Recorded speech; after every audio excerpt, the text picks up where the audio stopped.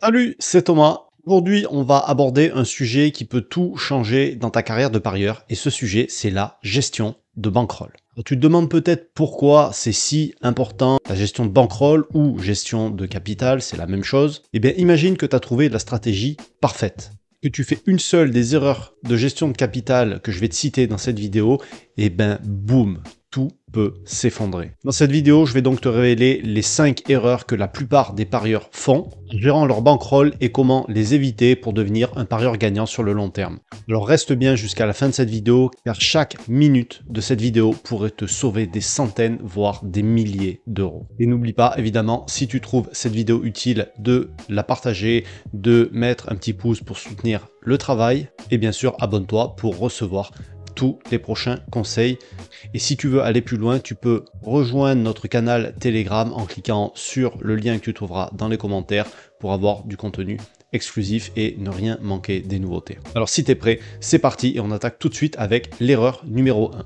Donc l'erreur numéro 1 dans la gestion de bankroll, c'est de ne pas avoir de plan. Parier sans avoir un plan, c'est comme naviguer sans avoir une carte. Si tu ne sais pas où tu vas, tu ne peux pas y arriver. Donc, si tu veux réussir dans les paris sportifs, il te faut un capital dédié à ces paris sportifs, ta bankroll. Ce capital, c'est une somme d'argent dont tu n'as pas besoin et que tu peux te permettre de perdre en totalité et ça changera pas du tout ta vie. Mais évidemment, ce capital doit être adapté à tes moyens. Tu vas pas miser des sommes énormes si tu gagnes 600 euros par mois. C'est logique. Ça, c'est la première chose. Et ensuite, il faut définir la gestion de cette bankroll, donc définir les mises que tu vas faire sur chaque pari. Et ça, évidemment, il faut le faire avant de commencer à parier et il faut s'y tenir. Et idéalement, en parallèle de ça, il faut avoir une stratégie à suivre, une stratégie de pari, une méthode de jeu que tu vas suivre et pour laquelle tu auras défini un système de mise. Erreur numéro 2 qu'on retrouve dans la gestion de bankroll, ça va être de faire des mises qui sont beaucoup trop importante. Si tu fais des mises trop importantes par rapport à ta bankroll, c'est le meilleur moyen de le dilapider en un rien de temps. Et malheureusement, c'est un problème qu'on remarque généralement chez des personnes qui ont une petite bankroll. C'est pas rare de voir des mecs qui ont 100 euros de capital faire des mises de 10 euros, 20 euros par pari. Et là, ça représente des mises de 10-20% du capital. Évidemment, c'est beaucoup, beaucoup trop. Mais il y a une explication à ça. En fait, le parieur débutant n'a absolument pas conscience des gains qu'il peut faire par rapport à son capital. Il pense qu'il peut gagner beaucoup plus. C'est pas sa faute, c'est les publicités qui sont véhiculées, c'est les messages, c'est ce qu'il entend autour de lui, c'est ce qu'il voit sur les réseaux qui lui font croire qu'il peut gagner beaucoup plus que ce qu'il peut par rapport à son capital. Si tu as un capital de 100 euros pour parier, tu peux pas gagner 1000 euros par mois avec les paris sportifs, c'est pas possible. Et donc, comme il envisage de gagner plus que ce qu'il peut, ça l'embête de faire des mises qui sont faibles parce qu'il a l'impression de ne rien gagner. Mais en fait, les gains qu'il va faire seront en proportion de son capital. Par exemple, moi, si je partage mon bilan et que je te montre que j'ai fait plus 3000 euros ce mois-ci, j'ai fait plus 10%, admettons, parce que j'ai un capital de 30 000 euros, celui qui a un capital de 100 euros qui fait plus 10%, sur le mois, il aura gagné seulement 10 euros. Ça paraît ridicule la comparaison des deux, mais le capital, en proportion, on a fait le même bénéfice. Et c'est ça qu'il faut comprendre. Donc, il faut surtout pas avoir cette approche à miser beaucoup plus que ce que tu devrais par rapport à ton capital, parce que ce que tu fais, si jamais c'est ton cas, c'est que tu prends le risque de perdre tout encore plus vite. Mon conseil au niveau de la gestion de mise, ça va être de miser entre 0 et 2% de ton capital. Alors évidemment, tu mises pas 0, mais 0,1, 0,25, 0,5%, 1%, etc. jusqu'à 2%. Et vraiment, si tu vas aller un peu plus haut, ne dépasse pas les 5%. Mais essaie de rester dans la fourchette entre 0 et 2%, et ça devrait aller. Surtout si t'es pas encore sûr d'avoir une stratégie gagnante sur le long terme. D'ailleurs, je suis curieux que tu me dises dans les commentaires laquelle de ces 5 erreurs t'as le plus pénalisé dans tes paris sportifs. Je suis curieux de savoir et ça permettra de comparer par rapport aux autres parieurs celle qui revient le plus souvent. Erreur numéro 3, maintenant, ça va être de vouloir rattraper ses pertes. On est tous tombés là-dedans, un pari perdu alors qu'on devait le gagner, on avait misé un petit peu plus et on se dit bon bah c'est bon, je vais pas me faire carotte 2 fois dans la même journée ou dans le même week-end et on va miser un peu plus gros sur un autre match sur lequel on est sûr que ça va passer. Sauf que avec cette approche-là, qu'est-ce que tu fais? Tu réagis à chaud, tu n'es pas rationnel, les décisions que tu prends sont basées sur les émotions et pas sur des faits, pas sur des statistiques, etc. Et le seul truc que tu risques, c'est d'aggraver la situation et pas de l'améliorer. Parce que en fait, tu essaies de la rattraper, de rattraper la catastrophe. Donc, tu n'es pas en train d'essayer d'améliorer la situation. Et en faisant ça, tu prends un risque supplémentaire d'aggraver les choses. Ce qu'il faut comprendre, c'est que les paris sportifs, c'est fait de gains et c'est fait de pertes. Et il y a des pertes qui sont plus douloureuses que d'autres, évidemment, c'est les surprises. Et il faut s'habituer, il y en aura toujours de toute manière.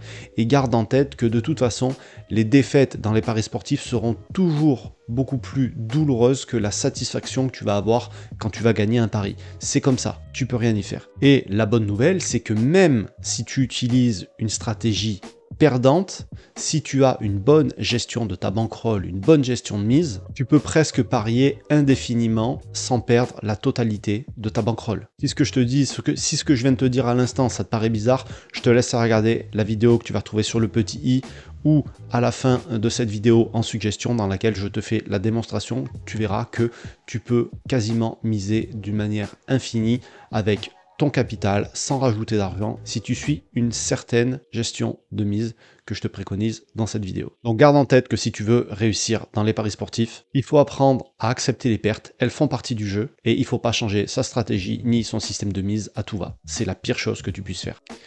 Erreur numéro 4, ne pas avoir conscience des risques. Chaque pari que tu fais, que ce soit une cote à 1,01 ou une cote à 100, c'est un risque que tu prends et tu as un risque de perte. Et ignorer cette vérité, ça peut te coûter très cher. Quand tu vas parier sur des petites cotes, tu vas te dire c'est plus safe, sauf que tu gagnes moins vite. Du coup, les séries de pertes sont plus longues à remonter. Quand tu paries sur des cotes élevées, forcément le taux de réussite va être plus faible, donc tu vas avoir plus de bad run, tu vas avoir plus de séries longues de paris perdants, mais chaque fois que tu vas gagner un pari, la courbe va remonter beaucoup plus vite. Dans les deux cas, il va toujours te falloir de la patience. Mais tu vas me dire, oui, mais il faut jouer des cotes autour de 1,70, autour de 2.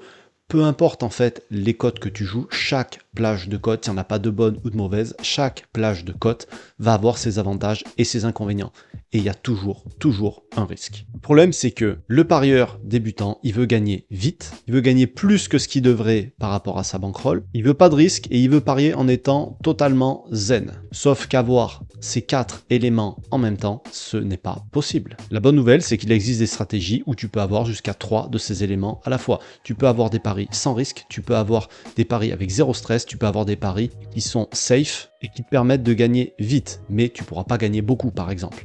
Ces stratégies-là, par exemple, le match betting, le surbet, le value bet, c'est des stratégies dont je te parle dans le groupe privé, je te montre exactement comment faire, je t'explique toutes les stratégies, je t'explique où trouver les paris, etc. Tu n'as même plus besoin de réfléchir et ça permet ces stratégies-là de gagner, même quand on a un petit capital, facilement 150 € par mois de bénéfices. Donc si tu veux en savoir plus, je te laisse cliquer sur le petit i ou sur le lien dans les commentaires et tu pourras avoir toutes les infos sur ces stratégies-là qui sont partagées dans le groupe privé. Erreur numéro 5 maintenant, c'est d'ignorer ses émotions, de ne pas en tenir compte. Alors tu vas me dire, c'est plus trop de la gestion de bankroll. C'est vrai, sauf que les émotions, le mental, c'est 80% du travail dans les paris sportifs, c'est 80% de la réussite. Parce que les émotions peuvent fausser ton jugement et entraîner des erreurs au niveau de ta gestion de bankroll. Par exemple, tu as une stratégie où sans forcément stratégie, mais tu analyses correctement des matchs tous les week-ends, tu essaies d'être appliqué, et boum, au milieu de tout ça, il y a un pari que tu vas faire au feeling, parce que tu le sens bien, parce que voilà, tu sens que ça va passer, tu es presque sûr de toi. Et là, faut faire attention parce que tu sors de ta stratégie, du coup tu vas faire une mise que tu devrais pas faire et c'est une erreur au niveau de ta gestion de bankroll. Ou comme si ta stratégie ne te donne aucun pari à faire aujourd'hui, mais tu vas quand même chercher un pari à faire.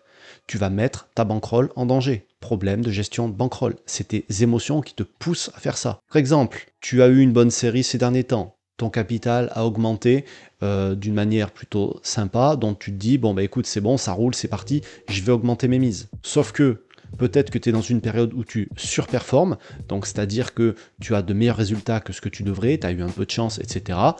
Et forcément, il va y avoir une correction derrière, tu vas peut-être avoir un petit bad run, mais si tu augmentes tes mises à ce moment-là, tu vas tout reperdre derrière. Combien de parieurs se sont fait avoir en faisant ça? Si tu réagis comme ça, si tu fonctionnes comme ça, tu fais une entorse à la stratégie que tu avais fixée au départ, tu fais une erreur dans la gestion de ta bankroll, sauf si tu avais défini à l'avance, évidemment, d'augmenter tes mises à certains moments ou par palier, etc. Mais si c'était pas le cas, tu fais une erreur et tu mets ta bankroll en danger. Pourquoi? Parce que tes émotions t'ont joué des tours. Donc tu l'as compris, indirectement, les émotions peuvent avoir un impact sur ta gestion de bankroll et il faut essayer, je ne dis pas que c'est facile, à chaque moment d'être conscient de son état émotionnel et d'éviter de parier quand tu n'es pas dans un état d'esprit rationnel, quand tu t'écartes de ta stratégie. Je te garantis que si tu fais ça, tu verras de grandes améliorations dans tes paris sportifs. Pour conclure cette vidéo, je voudrais récapituler les 5 erreurs à ne pas faire en fait en gestion de bankroll. La première, ça va être de ne pas avoir de plan. Donc, tu l'as compris, il faut te fixer une stratégie et il faut la suivre. La deuxième erreur, c'est de parier trop par rapport à sa bankroll. Là, encore une fois, tu as un capital dédié à tes paris sportifs, mise entre 0 et 2%, voire 5% maximum. Numéro 3, c'est d'essayer de rattraper ses pertes. Quand on essaie de faire ça, c'est qu'on réagit à chaud à un événement qui vient de se produire, c'est pas la meilleure chose à faire. Fais confiance à ta stratégie et la gestion de mise que tu as mis en place te sert justement à absorber les pertes que tu vas avoir. Les pertes font partie du jeu, faut que tu t'y habitues dès le début. Si tu as une bonne stratégie, tu rattraperas ces pertes avec le temps. Numéro 4, ne pas être conscient des risques.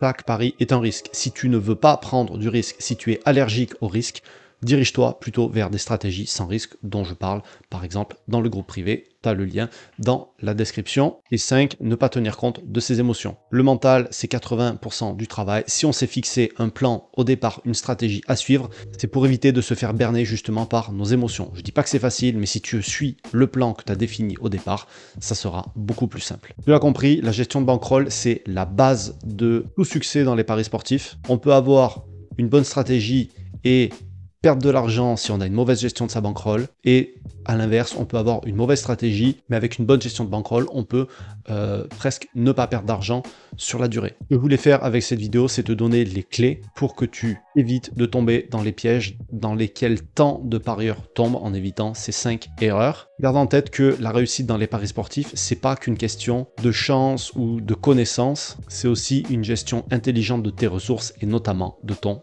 capital. Si tu appliques les conseils que tu as découverts ou que tu as eu pour lesquels ça a été simplement des rappels pour toi dans cette vidéo, non seulement tu vas augmenter tes chances de gagner, mais tu vas pouvoir transformer ta passion pour les paris sportifs en véritable compétence. Les paris sportifs, c'est un long voyage et n'oublie pas que chaque voyage, ça commence par un premier pas et c'est à toi qu'appartient de prendre le contrôle de ta bankroll aujourd'hui, le contrôle sur tes paris sportifs, et c'est par là que ça commence. Et c'est à toi de construire l'avenir que tu mérites pour atteindre les objectifs que tu t'es fixés. Si cette vidéo t'a aidé, n'hésite pas à lâcher un petit pouce, à la partager à quelqu'un que ça pourrait aider autrement. Merci d'avoir écouté jusqu'à la fin.